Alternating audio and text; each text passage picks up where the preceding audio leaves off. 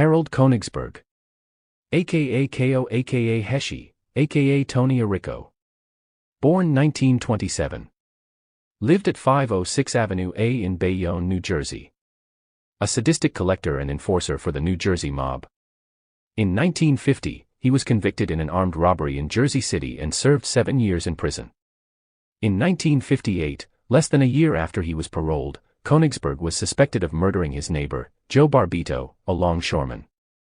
Barbito and Konigsberg were alleged to be partners in a burglary ring and had a dispute over the cut of the profits.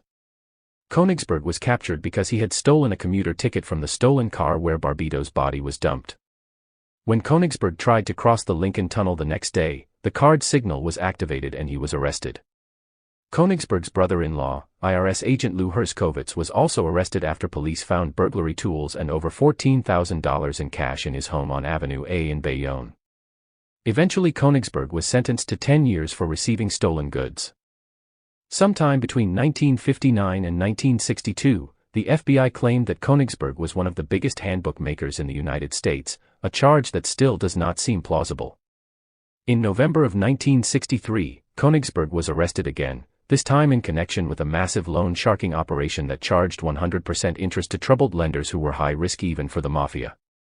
Attorney General Robert F. Kennedy personally watched over the case that involved future Philadelphia and Jersey bosses Phil Testa and Angelo Bruno. Konigsberg's duty in the operation was a simple one: he was to beat up the borrowers when they paid late. In one case, he beat a man named Joe Tracy, a broker, with a lead pipe. Tracy was later found shot dead on the Long Island Expressway. Jailed at the Hudson County Prison, on January 12, Konigsberg was accused of having a 24-year-old blonde prostitute named Marilyn Jane Fraser brought into his cell to service him. The man charged with allegedly bringing the women into the prison, a sports fixer named Israel Schwartzberg, later had a bomb placed under the hood of his car when the mob suspected he might testify against Konigsberg. The bomb was discovered and removed by police. During his extortion trial, in which he faced a possible 175 years in prison, Konigsberg, calling himself Lawyer Konigsberg, fired his lawyer and made several attempts to cause a mistrial by screaming at the judge. "Speak up there, judge, I'm no lip reader," he yelled, "you're acting like the jury and the prosecutor and the judge, aren't you? So I'll tell you what to do, judge, you listen to me. You'll learn something, and don't tell me when I'm through with a witness, I'll tell you. In fact, don't help me at all. Save it for Christmas." Unfortunately for Konigsberg, who acted out in front of a jury, he offered them some of his orange juice. The judge saw what he was trying to do and remained calm, because as the judge told the gangster, "I don't want to air," in his 4-hour summation, Konigsberg recited the preamble to the Constitution and blessed the jury, "and your families, just in case." Former heavyweight champion Joe Louis sat with Konigsberg's wife and 3 children. The gangster won a surprise victory when he was acquitted of one of the 10 counts against him. Then the jury deadlocked and was dismissed. Eventually, he was sentenced to 2 sentences total of about 40 years.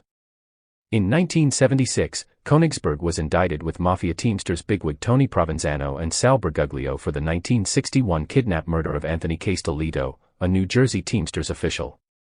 Most of the information in the case came from Sal Sino, a close associate of Provenzano's who turned state's evidence. Sino said that he watched Konigsberg strangle Castelito, whose body was never found. While they were burying the body in the woods in back of Castelito's home, a neighbor named John Madratowski drove down a nearby road and, hearing digging sounds from the woods, called out to Sino and Konigsberg, who told Madratowski he and Sino were looking at property in the area to build a house and were checking the soils. Madratowski, a house-building contractor, then took the 2 men on a half-hour tour of the area showing them potential building sites. Provenzano and Konigsberg were eventually found guilty and sentenced to life in prison. Bergoglio never made it to trial. He was shot and killed on Mulberry Street in Little Italy in New York before he could be tried. As for the informant, Sal Sino, on April 24, 1988, while standing on the corner of 12th and 1st Avenue in the East Village, an area filled with pedestrians, he shot a man named Luis Santos 4 times at point-blank range and then calmly walked away. It was unclear what caused the killing, but it was probably a personnel dispute between the 2 men. Sino was arrested minutes after the shooting. Harold Konigsberg died in 2014 at age 89 at a Florida retirement home where he bullied other residents and paid off the staff for special privileges. He had been paroled to the assisted living facility in 2012. One resident said nobody liked him. To say he was pushy is putting it mildly. He didn't get along with anybody. He told me to shut up more than once.